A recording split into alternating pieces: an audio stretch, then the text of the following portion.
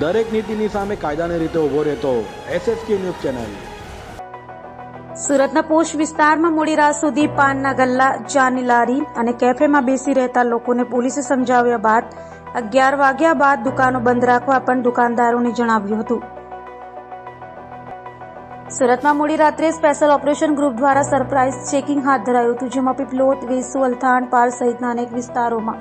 Cafe, પાનના ગલ્લા સહિતની 38 જગ્યાએ તપાસ કરાતી। એસઓજીની ટીમે તમામ વિસ્તારોમાં આવેલ ચા કેફે, તે ઉપરાંત પાનના ગલ્લાઓ, ચાની લારીઓ ઉપરાંત સરપ્રાઇઝ ચેકિંગ હાથ કર્યું હતું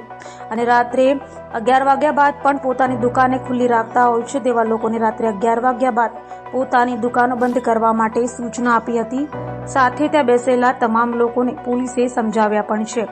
ખાસ કરીને રાત્રિ દરમિયાન કેટલાક અસામાજિક તત્વો દ્વારા આવી જગ્યાઓ પર ગેરપ્રવૃત્તિઓ કરતા હોય છે અને નશાની હાલતમાં તેઓ મોટી ઘટનાઓને પણ અંજામ આપતા હોય છે, જેથી તકેદારીના ભાગરૂપે પોલીસ દ્વારા સરપ્રાઇઝ ચેકિંગ હાથ ધરવામાં આવ્યું હતું। આખી હકીકત એવી છે કે જે અડાજણ, પાલ, અલથાણ, વેસુ, પીપલોદ આ બધા એરિયાઓમાં એક એવો ટ્રેન્ડ ચાલી રહ્યો છે કે ભાઈ ચાયની પેલી કાફે હોય અને એની અંદર સ્મોકિંગ ઝોન બનાવેલા હોય અને લોકો મોટી પ્રમાણમાં રાત્રે મોડે સુધી 1 વાગ્યા 2 વાગ્યા સુધી બેસી રહેતા હોય, તો આ લોકોને આજે વોર્ન કરવામાં આવેલા છે કે ભાઈ રાત્રે 11 પછી નોર્મલી કોઈ પણ સારા ઘરના વ્યક્તિઓ એ ફરતા ન હોય। તો આજે તમામ જેટલા પણ એના આવા માલિકો છે એને પણ વોર્ન કરવામાં આવેલા છે અને જે લોકો ત્યાં આવેલા હતા, યંગસ્ટર હતા, પછી બીજા અમુક મોટી ઉંમરના પણ હતા, તમામને આ સમજાવવામાં આવ્યું છે કે ભાઈ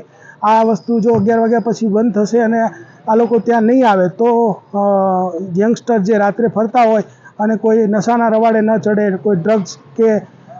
બીજી કોઈ નશાકારક વસ્તુઓનું સેવન ન કરે, એના માટેનું એક આ અભિયાન છે અને આ અમારી સતત આ પ્રવૃત્તિ ચાલુ રહેશે। આ આખું જે અભિયાન છે એની અંદર 2 PI, 8 PSI, SOG અને DCBના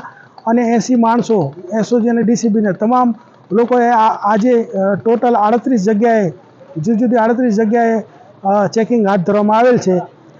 અમને એવી માહિતી હતી કે અહીંયા રાત્રે ડ્રગ્સનું સેવન પણ થઈ રહ્યું છે, તો એ બાબતે પણ ચેકિંગ કરવામાં આવેલ છે, પરંતુ એવું કંઈ હજી અત્રે મળી આવેલ નથી, પરંતુ સતત અમારી આ સર્ચિંગની કાર્યવાહી ચાલુ રહેશે અને જો એવું કોઈ પણ નશાકારક કે ગેરકાયદેસર જે કાયદાથી પ્રતિબંધિત એવું કંઈ પણ મળશે તો કાયદેસરની કાર્યવાહી કરવામાં આવશે। દરેક નીતિની સામે કાયદાની રીતે ઊભો રહેતો SSK ન્યૂઝ ચેનલ।